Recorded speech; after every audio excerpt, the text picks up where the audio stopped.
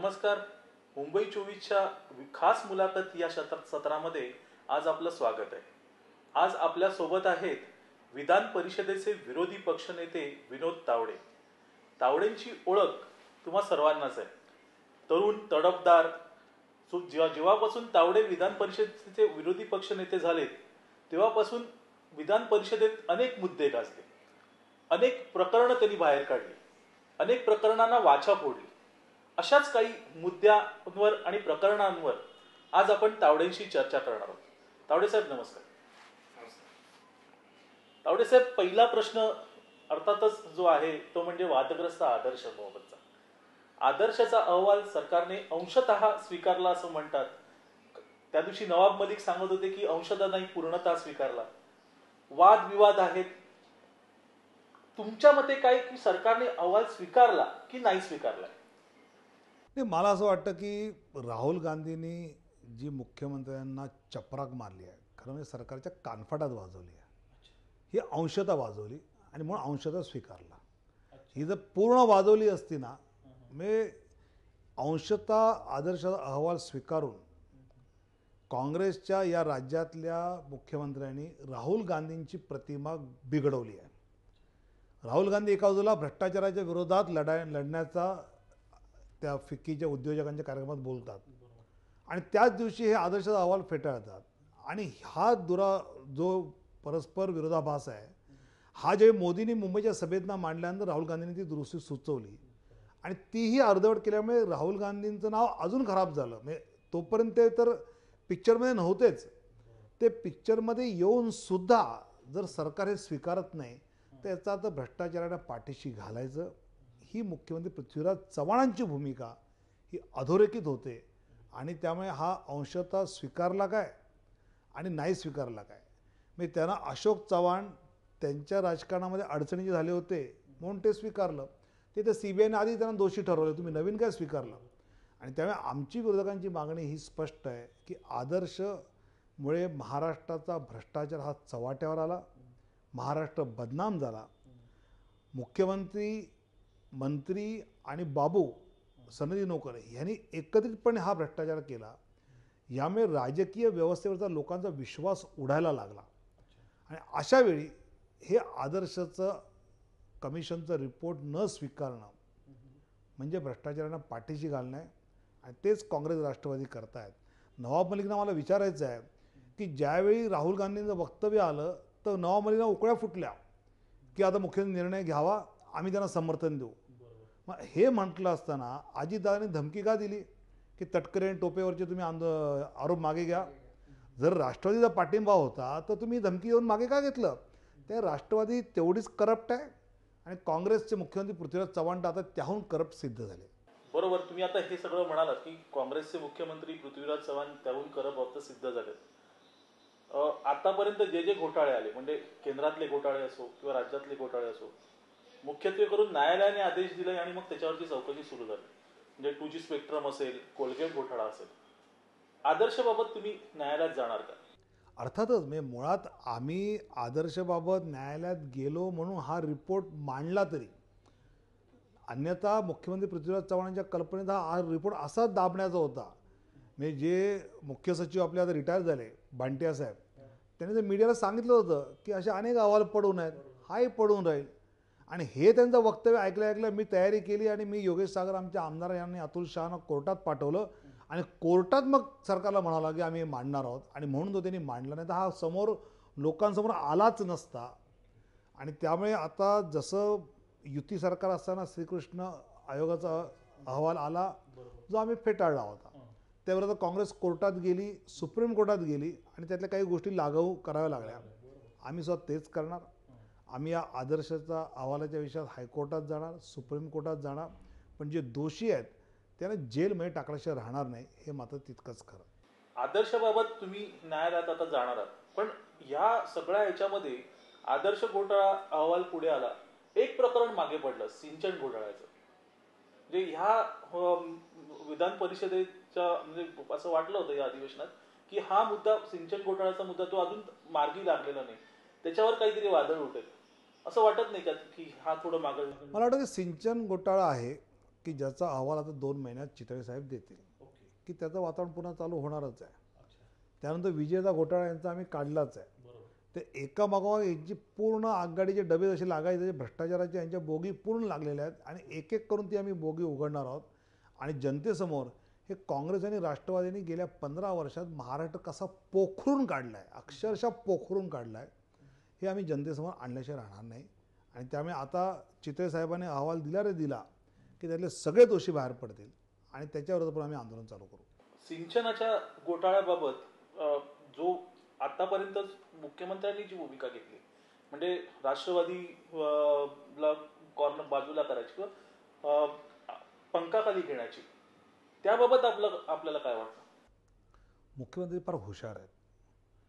त्यांनी सिंचनाच्या घोटाळ्याची चर्चेचा उपयोग असा केला की राष्ट्रवादीची तोंडं बंद करायची.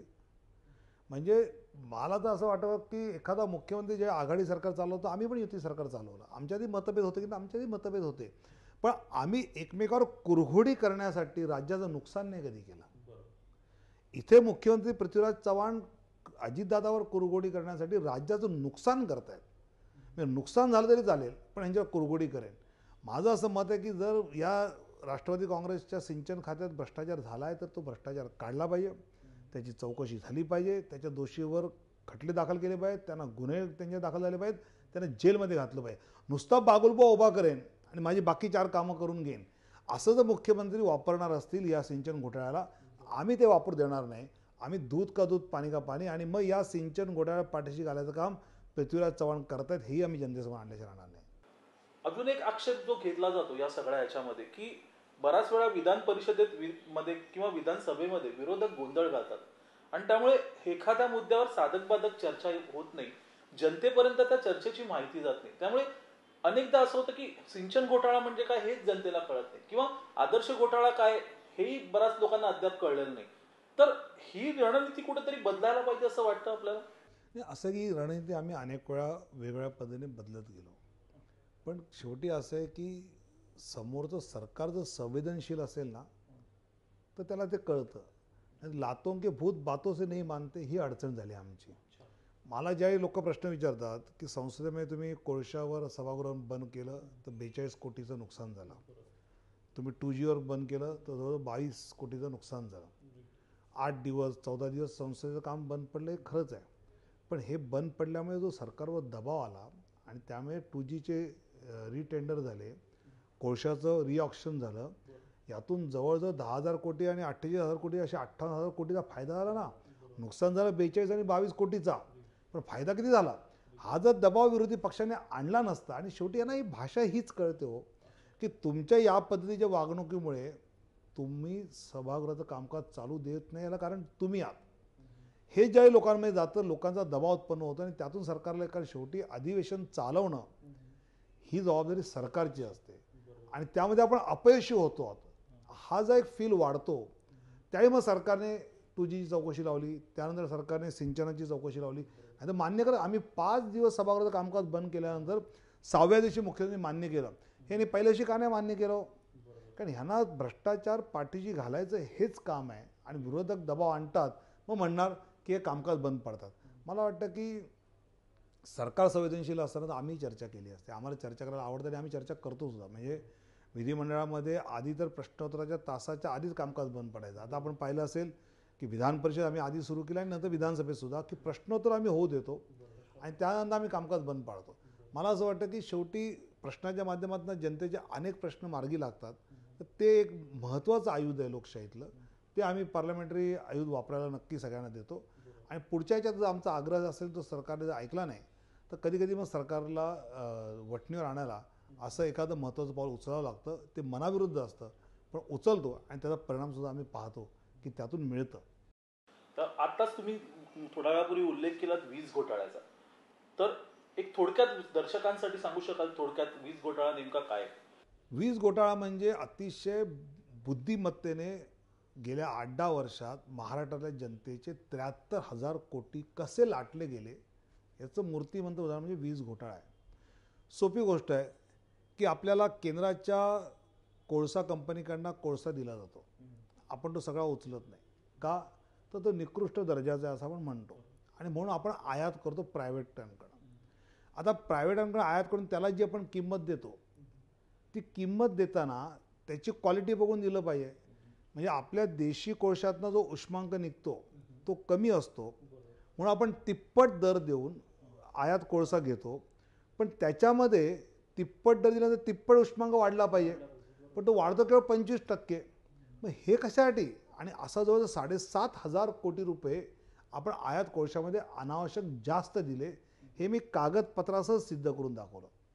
दुसरी गोष्ट अशी आहे की जो कोळसा भारतीय कोळ कंपनीचा आपण WCLचा घेतो, तो ज्या क्वालिटीचा घेतो आणि ज्या क्वालिटीवर आपण पेमेंट करतो त्याच्यापेक्षा कमी क्वालिटीचा तो आपल्याकडे आलेला असं हे म्हणतात.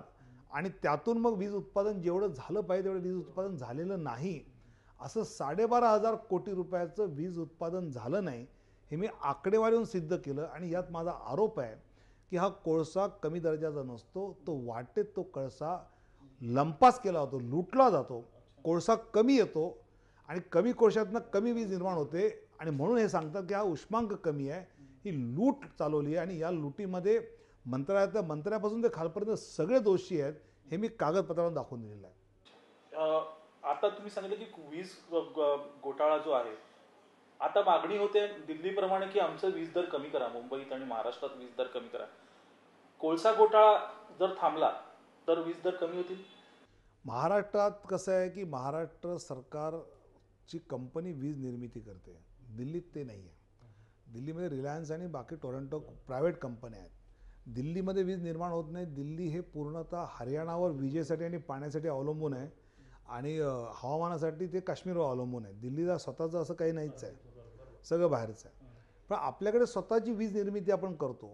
आणि त्यामुळे हा कोळशातला निर्मितीचा इन्फ्रास्ट्रक्चरचा भ्रष्टाचार आपण थांबवला तर माझी खात्री आहे शहरातल्या लोकांचा तर विजेचं बिल तर कमी होईलच, पण शेतकऱ्यांना आपण पूर्णतः मोफत वीज देऊ शकतो, इतका भ्रष्टाचार होतो आहे. आणि 6 महिन्याचं जे आपलं सरकार येईल भाजप सेना RPIचं, ते मी तुम्हाला खात्रीपूर्वक सांगतो की आम्ही हा भ्रष्टाचार थांबवू आणि आम्ही शेतकऱ्यांना मोफत वीज देऊ. खूप चांगलं. शेतकऱ्यांना तुम्ही मोफत वीज देणार आहात. थोडंसं राजकारणाकडे आपण यानंतर जाऊ की राजकारणामध्ये आता काही बदल आपल्याला दिसतात. म्हणजे मनसे हा एक फॅक्टर जो युतीला आतापर्यंत सतावत आलेला आहे. आगामी निवडणुकीत काय वाटतं? मग तुमचे प्रयत्न सुरू आहेत मनसेला महायुतीत घेण्याचे. आगामी विधानसभा किंवा लोकसभा निवडणुकीत काय वाटतं, मनसे तुमच्याकडे येईल? नाही, आम्ही हा प्रयत्न 6 महिन्यापूर्वीपर्यंत केला. देवेंद्र फडणवीस असतील, गडकरी साहेब असतील, आम्ही खूप प्रयत्न केला. पण शेवटी आमच्या लक्षात असं आलं की शिवसेना आणि मनसे हे काही एकत्र येऊ शकत नाही. आणि आमचा हा प्रयत्न करण्याचं अगदी साधं सरळ गणित होतं की गेल्या निवडणुकीमध्ये काँग्रेस राष्ट्रवादीला मतं मिळाली 34%. 66% मते काँग्रेस राष्ट्रवादीच्या विरोधात होती, तरी पण ते सत्तेत बसले. कारण मताचं विभाजन झालं विरोधकांच्या. ते टाळावा हा आमचा प्रयत्न होता. प्रयत्न केला, पण तो ना राज ठाकरेंना मान्य आहे, ना इथे शिवसेना मान्य आहे. आणि मग आमचा शिवसेना हा प्रमुख पक्ष साथीदार असल्यामुळे आम्ही हे ठरवलं की शिवसेना, भारतीय जनता पार्टी आणि RPI ही महायुती या लोकसभा विधानसभेला सामोरं जाईल. ते आता अशा प्रकारचं मनसे येईल वगैरे या अपेक्षेत आता आम्ही अजिबात राहिलेलो नाही आहे. त्यांनी काही घोषित केलं आणि त्यातून काही शिवसेना म्हणून ॲक्सेप्ट केलं तर भाग वेगळा, पण मला वाटत नाही असं की आता होईल निवडणूक. कारण आजच मनसेच्या आमदारांनी ते डिक्लेअर केलं की काही आमदारांनी की आम्हाला स्वतंत्रच लढायचं आहे. नाही, निवडणुका आता जवळ आल्यात आणि आता मला असं वाटतं की इतकी ऐनवेळी युती करून सुद्धा काही फार त्यातला फायदा होत नसतो. लेट अस ॲक्सेप्ट की we disagree, let us agree that we disagree, या तत्वावर पुढे जाणं हे त्यातलं आवश्यक आहे. आणि म्हणून भाजप सेना RPI महायुतीमुळे आम्ही लोकसभा आणि विधानसभेच्या निवडणुका लढू. दुसरा एक प्रश्न, RPI प्रत्येक वेळेस कुठेतरी नाराज दिसते या सगळ्याच्यात. म्हणजे दर आठवड्याला आठवले साहेब प्रेस कॉन्फरन्स घेतात, आम्हाला विचारले जात नाही, आम्हाला बरोबर घेतलं जात नाही. म्हणजे काय नेमकं काय चाललंय? म्हणजे असं रामदास आठवले साहेब आणि भाजप शिवसेनेबरोबर RPIला आणलंय, मला वाटतं की अतिशय धाडसाचं पाऊल त्यांनी टाकलेलं आहे. त्यांचे जे अनुयायी आहेत, आंबेडकरांचे अनुयायी, यांना भाजप सेनेवर जाऊन बसणं हे सोपं नाही आहे. पण आठवले साहेबांना जे काँग्रेसकडनं अनुभव आला आहे, आणि माझं तर मतच आहे काँग्रेसने नेहमीच RPIच्या नेत्यांना वापरून घेतलं. अहो, काँग्रेसने तर पूजनीय डॉक्टर बाबासाहेब आंबेडकरांना भंडाऱ्यातनं उभं केलं आणि पाडलंच होतं. पण त्यांना संसदेत पाठवायचं काम कोणी केलं? तर भाजपचे जे संस्थापक होते जनसंघाचे डॉक्टर श्यामाप्रसाद मुखर्जी, त्यांनी कलकत्त्यातनं त्यांना संसदेमध्ये पाठवलं. तसं आठवल्यानं शिर्डीतनं उभं केलं आणि आमचाच उमेदवार होता शिवसेनेचा. आम्ही काय सेटिंग काँग्रेसवर केली आम्हाला माहिती आहे. राष्ट्रवादीने आम्हाला काय मदत केली, शरद पवारांनी आम्हाला काय मदत केली आम्हाला माहिती आहे. म्हणून तर आम्ही जिंकलो. आणि त्यामुळे पुन्हा रामदास आठवलेंना पाडायचं काम काँग्रेस राष्ट्रवादीने केलं आहे. आणि नुसतं पाडलं नाही, घरातलं सामान भिरकावून लावलं बाबासाहेबांच्या प्रतिमेसह. इतकी वाईट वागणूक दिलेली आहे. आणि अशा वाईट वागणुकीनंतर मला असं वाटतं की रामदास आठवलेंनी शिवसेना प्रमुखांची भेट घेतली. शिवसेना प्रमुखांनी आवाहन केलं की भीमशक्ती आणि शिवशक्ती एकत्र येऊ द्या. आणि मला असं वाटतं की आता तर ते भाजप सेनेबरोबर आलेले आहेत. आम्ही त्यांचं जे म्हणणं आहे त्या म्हणण्यामध्ये सगळंच काही मान्य करू असं कधीच नसतं, ते त्यांनाही माहिती आहे. पण त्यांच्या क्षमतेने जे त्यांना स्थान मिळालं पाहिजे ते देण्याचा प्रामाणिक प्रयत्न भारतीय जनता पार्टी शिवसेनेचा आहे. एक नक्की आहे की ज्यावेळी ते काँग्रेसमध्ये होते राष्ट्रवादी, त्यावेळी ते काही बोलले की कोणी त्याला फार कॉग्निजन्स घेत नव्हतं. पण ज्यावेळी भाजप शिवसेनेमध्ये आल्यानंतर एक पार्टी म्हणून फोर्स म्हणून युतीत ज्यावेळी येतो त्यावेळी मला असं वाटतं की त्यांच्या वक्तव्याला थोडं अधिक महत्त्व येतं आणि त्याला एक अधिक पब्लिसिटी मिळते. पण ज्यावेळी मी 1 to 1 रामदास आठवले साहेबांशी बोलतो त्यांच्या इतक्या काही फार अपेक्षा जितक्या मीडियात वाढवल्या तितक्या नाही आहेत.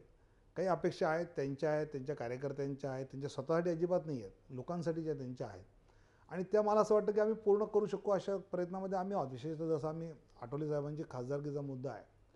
आता हा आम्ही मध्य प्रदेश आणि बिहारसारख्या राज्यातनं आम्ही आमच्या राष्ट्रीय अध्यक्षांना विनंती केली आहे, मोदी साहेबांना विनंती केली आहे की या पद्धतीने आपण काही त्यात करावं. तर ते मला असं वाटतं की त्या याच्यावर आम्ही पॉझिटिव्ह विचार करतो आहोत. निर्णय झाला नाही पण आमचा आग्रह आम्ही कायम ठेवला. बिहारमधून त्यांना राज्यसभेवर पाठवणार असं आमच्या मनात आहे की आठवले साहेबांना जसं बाबासाहेब आंबेडकरांना काँग्रेसने पाडून डॉक्टर मुखर्जींनी संसदेत पाठवलं, तसं रामदास आठवलेंना काँग्रेसने पाडल्यानंतर, राष्ट्रवादीने पाडल्यानंतर भाजप त्यांना संसदेने पाठवेल इतकं नक्की. नाही, त्यांना राज्यसभेवर जायचं. त्यामुळे मला राज्यसभेवर जायचं असेल तर ते महाराष्ट्रातून जावं लागेल. आता आमचे जावडेकर रिटायर होत आहेत, ते बहुधा पुन्हा जातील. तर मग बिहार आणि मध्य प्रदेशमध्ये आमच्या जागा वाढल्यामुळे जागाही तिथे जास्त जाणार आहेत, ते आम्ही पाठवू शकतो. साहेब, मुंबईबद्दल थोडं सांगा. भाजपचे नेते मुंबईत थोडेसे कमी पडतात का? मुंबईच्या ओव्हरऑल डेव्हलपमेंटसाठी भाजप एवढी सक्रिय दिसत नाही जेवढी, किंवा शिवसेना असेल, मनसे असेल. तर त्यात एक मान्य केलं की युती म्हणजे अजून एक उपप्रश्न विचारतो. आम्हाला फक्त आशिष शेलारच पुढे दिसतात. एखादा विनोद तावडे आम्हाला मुंबईचं सक्रिय आंदोलन करताना दिसत नाही, कारण तुम्ही आमच्या पार्ल्यात राहतात. आम्हाला सारखे आशिष शेलारच एक नेते दिसतात. इतर नेते, लोढासाहेब असतील, इतर तुमचे जे भाजपचे नेते आहेत, ते असं पुढे येऊन मार्गदर्शन करताना दिसत नाही. नाही, एकतर मुंबईमध्ये नक्की मान्य केलं पाहिजे की भारतीय जनता पार्टी आणि शिवसेनेच्या युतीमध्ये भारतीय जनता पार्टी हा छोटा भाऊ आहे. त्यामुळे जागा वाटपामध्ये आम्ही जागा लढतो किती, तर आम्ही 70-72 जागा लढतो 227 पैकी.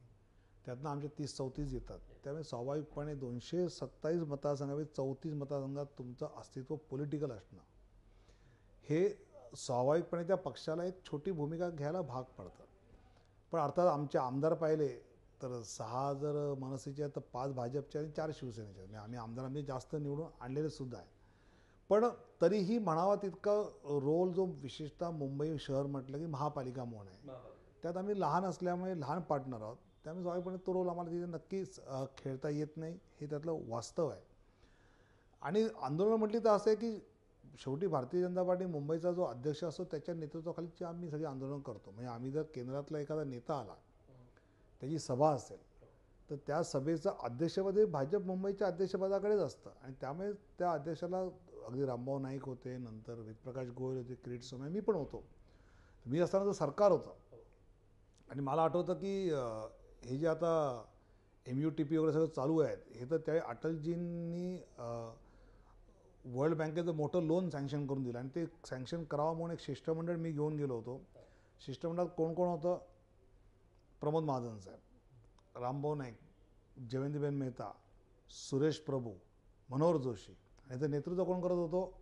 भारतीय जनता पार्टी मुंबईचे अध्यक्ष विनोद तावडे. हे सगळे मातबर केंद्रातले मंत्री, ह्यांचं शिष्टमंडळ घेऊन अटलजींना भेटायला गेलो. आणि जे अटलजींनी बोलवलं तर एक खुर्ची अटलजींची आणि बाजूला एक खुर्ची होती आणि अशा बाजूला खुर्च्या होत्या. तर स्वाभाविक महाजन साहेब या कोणती बसणार म्हणून मी आपलं बाजूला होतो. तर अटलजीने मला बोलवलं, आप पार्टी के अध्यक्ष है और आपके नेतृत्व में प्रतिनिधिमंडल आया है, ये भले मंत्री होंगे, आप यहाँ बैठिए. आणि त्यांनी मला बाजूला बसवलं.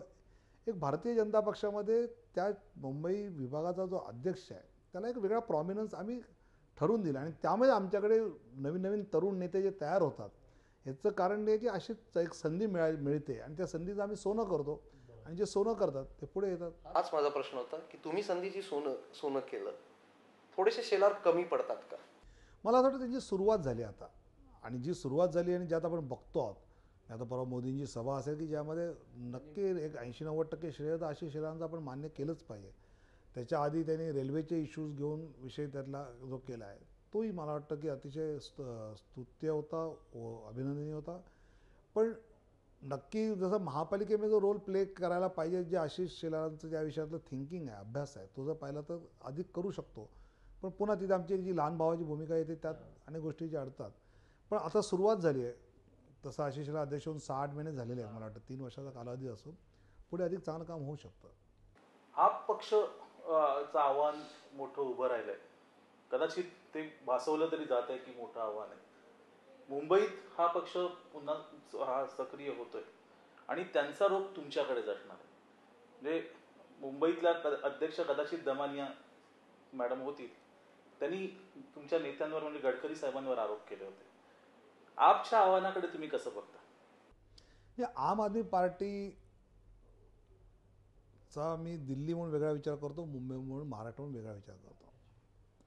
असे दिल्लीमध्ये अण्णा हजारेंचं आंदोलन 3 वर्ष चाललं आणि ज्याला लाखो लोकांचा प्रतिसाद मिळाला.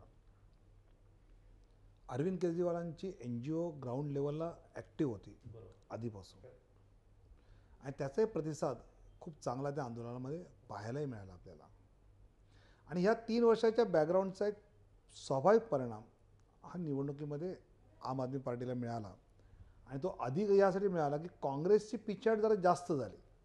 काँग्रेसने अजून 2% मतं जरी मिळवली असती तर आम आदमीच्या 10-12 जागा कमी झाल्या असत्या आणि काँग्रेसच्या 3-4 वाढल्या असत्या, 6-7 भाजपच्या वाढल्या असत्या. पण दॅट इज पॉलिटिक्स. पण तसं आपण पाहिलं तर अण्णांच्या आंदोलनाला MMRDAमध्ये अजिबात प्रतिसाद मिळाला नव्हता, रिकामं होतं. हे मुंबईचं ते नेचरच वेगळं आहे. आणि जो केजरीवाल आणि बाकी सगळ्यांचं वर्किंग ते दिल्लीचं इथे नाही आहे. अंजली दमानी यांचं असं काही चळवळीतला स्वभाव नाही की चळवळीतनं त्या खूप त्यांच्या कर्जची जमीन वाचवायला गेल्या, त्या त्यांच्या हातात भ्रष्टाचार लागला, म्हणजे स्वार्थात परमार्थ आहे. तो काही ते चळवळीतल्या त्या काही कार्यकर्ते नाहीत. पण ठीक आहे, एक विषय आला, त्याने विषय घेतला, त्या विषयावर ते लढत आहेत किंवा पांढरे साहेब आता त्यांच्यावर आले आहेत, प्रामाणिक आहेत. पण ज्यावेळी पांढरे साहेबांकडे एक्झिक्युटिव्ह पोस्टिंग होतं ते इफेक्टिव्हली काम करून नव्हते शकले आणि मग ते मेरीमध्ये जाऊन त्या ठिकाणी बसले. आणि म्हणून मला असं वाटतं की जे केजरीवाल किंवा आम आदमी पार्टीने दिल्लीत केलेलं आहे ते महाराष्ट्र मुंबईत फार हे नाही आहे, तसा फेस नाही, चेहरा नाही. पण आम आदमी पार्टीने भारताच्या राजकारणामध्ये एक गोष्ट नक्की आणली आहे की राजकारणात नेहमी 2 विचार प्रवाह असायचे. एक, राजाने राजासारखं राहिलं पाहिजे असा विचार प्रवाह मानणारे एक लोक होता. आणि नेहमीच राजकारण हे महात्मा गांधींसारख्या साध्या कपड्यात राहणाऱ्या माणसाने केलेलं सादगीपूर्ण राजकारण असलं पाहिजे, असे 2 मतप्रवाह होते. तर आम आदमी पार्टीच्या विजयानंतर लोकांचा जो ॲक्सेप्टन्स वाढतो आहे तो जो महात्मा गांधींनी दाखवलेला रस्ता जो आहे सादगीतनं राजकारण, ह्यालाच पाठिंबा दिलेला आहे. आणि मला त्यामुळे आग्रहाने वाटतं, म्हणजे केजरीवाल लालबत्ती घ्यायची नाही म्हणतो तर लोकांना ते आवडतं का, तर त्यांचा राग लालबत्तीवर नाही आहे. लालबत्ती असल्यानंतर त्या गाडीत बसणाऱ्या माणसाच्या डोक्यात जी हवा शिरते ना, मी सिग्नल मोडणार, टोलला रांग असते, प्रत्येकाला आपली वेळ महत्त्वाची आहे, पण ही लालबत्ती येणार, भुर्र मधूनच घुसून जाणार, ह्या प्रवृत्तीला लोकांचा विरोध आहे. त्यामुळे मला असं वाटतं की आता सुरक्षा घेतली नाही तर सुरक्षा, मला आठवतं मी आमदार होतो तर मला 1 हवालदार होता. मी विरोधी पक्षानेता झाल्या माझ्या घरी 16 पोलीस आले. तर म्हटलं कशासाठी 16 करायचे काय. आणि मी ते 16पैकी 14 परत केले. आणि माझं पत्र आहे मुख्यमंत्र्यांना की सिक्युरिटी ही बाय थ्रेट परसेप्शन असली पाहिजे, बाय प्रोटोकॉल असता कामा नये. एखादा साधा आमदार आहे पण त्याला थ्रेट जास्त आहे तर तुम्ही त्याला 10 जण द्या. पण एखादा मंत्री आहे त्याला थ्रेटच नाही तर ठीक आहे, इथे तर महाराष्ट्राच्या एका मोठ्या मंत्र्यांच्या मुलाला सुद्धा मुलाच्या मैत्रिणीला, मित्राला, ही जी मस्ती आहे ना. आणि तो पोलीस, ज्या पोलिसाचं काम सुरक्षा सामान्य माणसाला देणं आहे, तो इथेच पुढे मागे फिरत बसतो. आणि ते या गोष्टीचा लोकांना तिटकारा आलेला आहे. आणि म्हणून ही भूमिका घेऊन चालणारी जी पार्टी आहे आम आदमी, तिला हा प्रतिसाद आहे. दुर्दैवाने मी आणीबाणीतली यूथ मुवमेंट पाहिली आणि त्यानंतर आलेलं सरकारने जी निराशा केली त्यातनं मुवमेंट संपली. आसाममधली यूथ मुवमेंट पाहिली, अशाच अपेक्षा झाल्या पण तिथेही पूर्ण साफ झालं. आणि आता कालसुद्धा केजरीवाल 5 बेडरूमच्या फ्लॅटमध्ये गेलेच आहेत. मग आधी मोठ्याने बोलायचं कशाला, मी हे नाही आणि ते नाही आणि यावं नाही. शेवटी असं आहे की तुम्हाला तुमच्यासाठी नाही पण लोक जी तुमच्याकडे येतात त्यांच्यासाठी तुम्हाला 2 कार्यालय लागतात, 2 PA बसवायला लागतात, ते लागतात. तर उगाच आपलं होलियर त्यांचं दाऊचा आव आणायची गरज नव्हती, आता आणलाय तर निस्तार लोक टीका करायला सुरू. म्हणजे लोकांचा, मला नेहमीच अशी वाटतं की एखाद्या माणसाने आंधळ्याचं नाटकून चोरी केली तर चोरीचं दुःख नाही, पण पुढच्या वेळी एखादा माणूस खरंच जो आंधळा असेल ना त्याला मदत करायला जाणार नाही. केजरीवालच्या पार्टीने जर ही दगाबाजी केली ना तर लोकांचा सादगीवरचा विश्वास उडेल आणि तो घातक ठरेल. अगदी सादगीवरचा विश्वास उडेल म्हणालात, पण तुम्हाला असं वाटतं का, एक राजकारणी म्हणून असं वाटतं का की आपण पण साधं राहावं? म्हणजे तुमच्या पक्षातलेच मुख्यमंत्री आहेत पर्रिकर, एकदम साधा माणूस, म्हणजे स्कूटरवरून जातात, पण केजरीवालांच्या अगोदरपासून ते तसे वागतात. म्हणजे केजरीवाल तर आता असतील पण ते अगोदर केजरीवालने त्यांच्या सादगीचं ब्रँडिंग केलं, मनोहर पर्रिकरांनी ब्रँडिंग केलं नाही. की मी ज्यावेळी सिक्युरिटी परत केली तर हे काय मी सोशल मीडियावर टाकत नाही बसलो ब्रँडिंग, असं मला नाही पटलं, मी नाही घेतलं. ज्याला हवं त्याने घ्यावं. मी तुम्ही ह्या ब्रँडिंग करत जर पुढे जात असणार तर तुम्ही डिलिव्हर काय करता, दॅट काउंट्स मोर.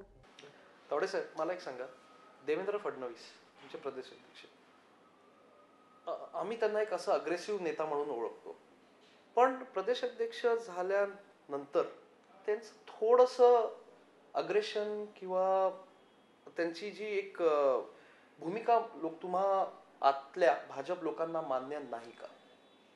असं म्हटलं जातं की त्यांची नेतृत्व लोकांना अजून मान्य नाही, म्हणजे त्यात तुमचंही नाव येतं. नाही, मला असं वाटतं बघा, भारतीय जनता पार्टीमध्ये नेतृत्व हे सामूहिक मानलं जातं. ते काही फार एक विनोद तावडे अध्यक्ष झाला म्हणजे आता बाकी असं काही नसतं. शेवटी देवेंद्र आहेत, सुधीर मुनगंटीवार आहे, मी आहे, किंवा मग आमची पुढची पिढी जी मुंडे साहेब, खडसे साहेब, गडकरी साहेब आहेत, शेवटी एकत्र मिळून त्यातलं आम्ही काम करतो. आता देवेंद्रजींच्या आधी सुधीर मुनगंटीवार आमचे अध्यक्ष होते, तर ते एकटे नसतात, आम्ही सगळे मिळून त्याचं चालवत असतो. देवेंद्रजींच्या कामात एक नक्की आहे की अध्यक्ष झाल्यानंतर जबाबदारी वाढल्यामुळे तो जो एक ॲग्रेसिव्हनेस जो असतो तो स्वाभाविक त्याला चेक बसतो. उदाहरण विदर्भाच्या विषयावर बोलायचं, स्ट्रॉंगली ते बोलतात आजसुद्धा, पण ज्यावेळी आपण महाराष्ट्राचे अध्यक्ष आहोत त्यावेळी ते स्ट्रॉंगली बोलणं हे पश्चिम महाराष्ट्रात कसं जाईल, हे कोकणात कसं जाईल, अशा 4 गोष्टी, 4 व्यवधानं वाढतात आणि त्यामुळे थोडा फरक तो पडतो. पण अदरवाईज मला नाही वाटत की देवेंद्र फडणवीसांसारखे विधिमंडळातले आमचे अभ्यासू आमदार जे प्रदेश अध्यक्षपदी असल्यानंतर प्रदेशाला जी एक वेगळी त्यातली संघटना बांधण्याची धार मिळते त्याचा उपयोग आहेच तो. आणि त्यामुळे आम्ही नेहमीच म्हणतो की सगळे आपण अपूर्णांक आहोत, सगळे मिळून आपण पूर्णांक होणार आहोत. आणि त्यामुळे कलेक्टिव्ह लिडरशिपवर भारतीय जनता पार्टी काम करते, जी आज आमची आहे. आणि सुदैवाने ही जी दुसरी पिढी आहे, सुधीर भाऊ, देवेंद्र, मी, अमुक, ह्या आमच्या याच्यामध्ये इतकं कोहेसिव्ह काम आहे की तो मला वाटतं प्रॉब्लेम आता भारतीय जनता पार्टी महाराष्ट्राला नाही आहे. वेळ झाली का ब्रेकची? पात्रा, मुंबई 24.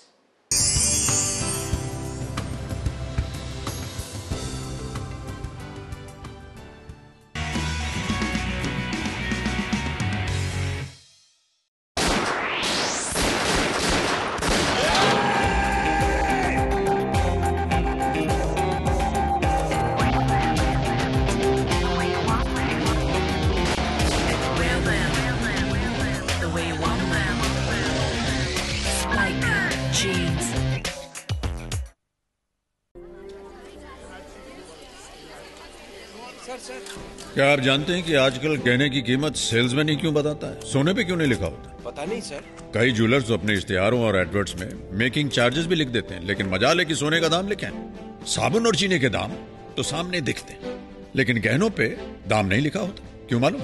क्योंकि अगर गहनों पे लिख दिया जाएगा तो कीमत बढ़ाने घटाने की गुंजाइश कहां बचती है। इस आंदोलन की गूंज हर शहर, हर गांव, हर घर तक पहुंचनी चाहिए, ताकि हम सभी को सबसे शुद्ध सोना सही दाम पर मिले। Thank you. My Gold, My Right, a movement initiated by Kalyan Jewelers.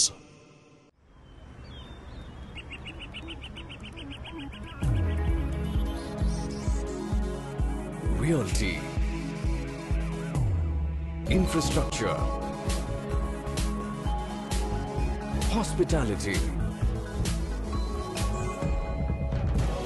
ports. Welcome to the Hex way of life. Hex Corp, celebrating growth.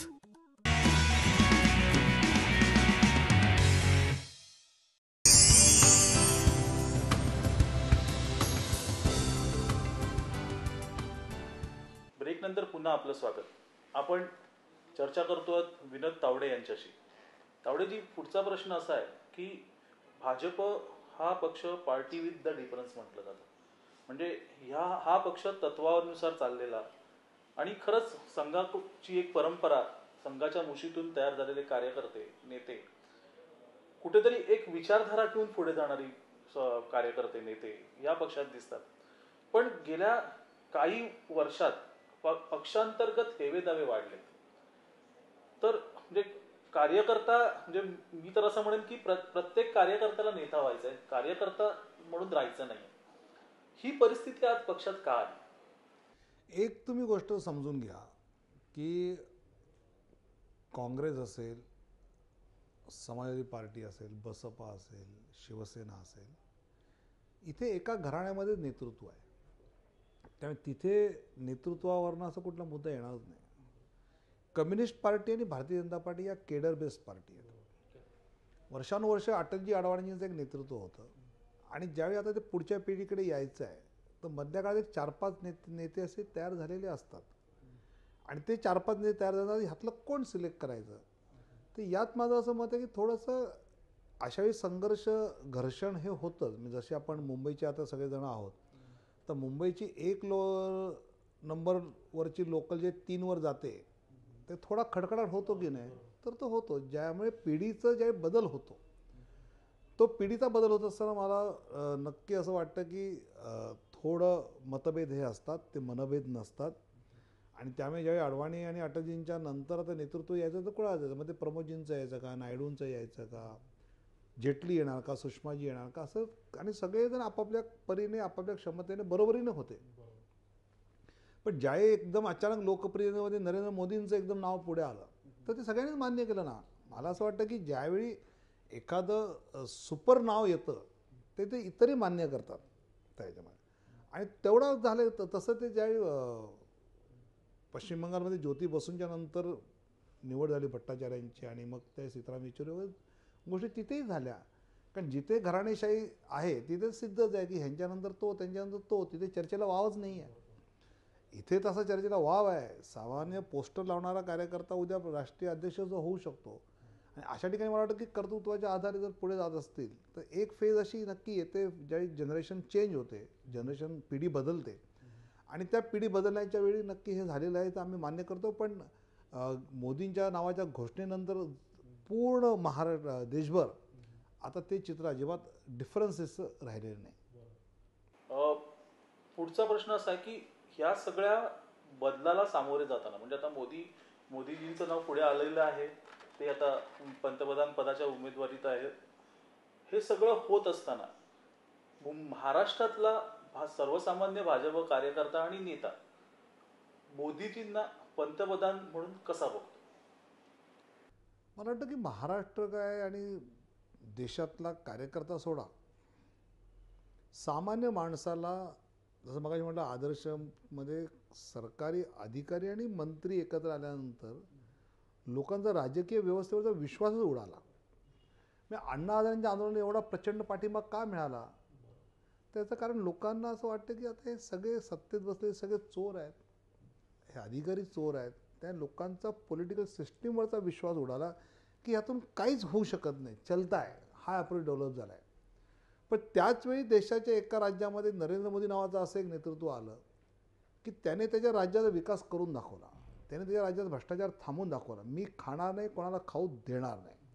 मला वाटतं की हा जो एक कॉन्फिडन्स लेवल नरेंद्र मोदींच्या कामातून आणि फॅक्च्युअली त्यांनी प्रूव्ह केलं, त्यातून जो निर्माण झाला, मला वाटतं की तो पॉलिटिकल सिस्टीमवर अविश्वास ज्यांचा म्हणजे उडाला होता विश्वास, असं एक 8-10% मतदार आहे तो पुन्हा एकदा पॉलिटिकल मेनस्ट्रीममध्ये आला आणि जो मोदींच्या पाठीशी आहे. आणि ही एक 8-10%ची मेजर राईज ही भारतीय जनता पार्टीची एक मोठी गेन आहे.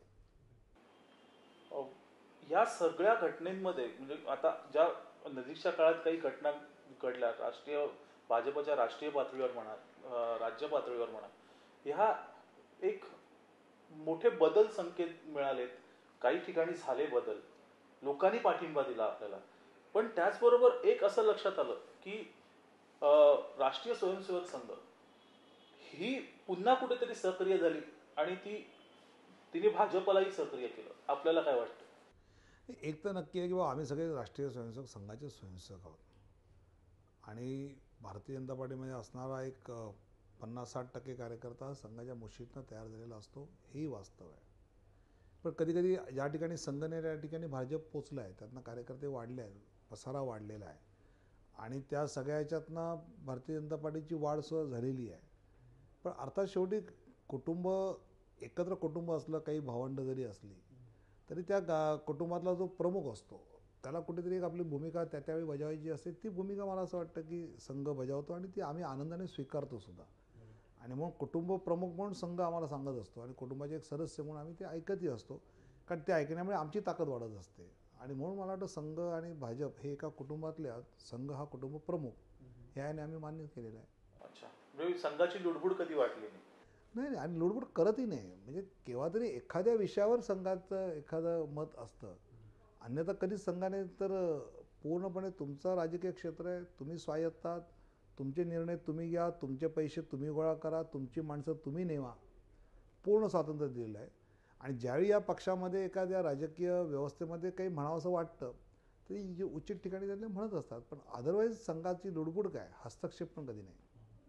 त्यानंतर एक शेवटचा प्रश्न तो म्हणजे असा की आता आगामी काळामध्ये अनेक ठिकाणी सत्ता बदल होत आहे. महाराष्ट्रातही तो सत्ता बदल होईल. विनोद तावडे मुख्यमंत्री झालेले दिसतील का?